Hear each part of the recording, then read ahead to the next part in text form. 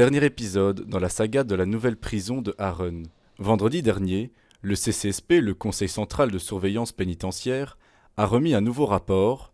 Le Conseil s'interroge concernant plusieurs aspects de la prison, les cellules de punition équipées de vitres opaques, ou encore la présence de lits de contention dans une salle de punition sur deux. Un lit où on peut lier, attacher, contraindre quelqu'un sans pour autant bénéficier dans un milieu carcéral de toute la surveillance ni des protocoles dont font usage les centres psychiatriques. Jürgen Van Poek, le directeur de la future prison, ne partage pas cette inquiétude. J'aurais plutôt tendance à dire que c'est plutôt encore par manque de connaissance du fonctionnement futur de la prison que certains avis se retrouvent dans le rapport, quoi.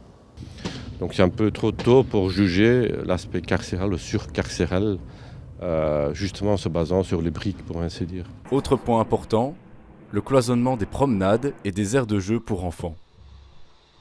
Les enfants qui accompagnent leur maman qui est en détention ne sont pas détenus et ne doivent pas être impactés, ne doivent pas subir les conséquences dans le cadre de leur développement mental, physique, psychologique, de l'enfermement de leur maman. L'intérieur du bâtiment n'est pas un cours de promenade, c'est un petit extra. Et évidemment que les enfants ou les mères et leurs enfants iront aux promenades, à la promenade extérieure, quoi. Ça va de soi. Sur le chantier de la prison de Harren, les ouvriers continuent de travailler d'arrache-pied car l'ouverture est prévue pour fin septembre. Les premiers détenus, eux, arriveront en octobre.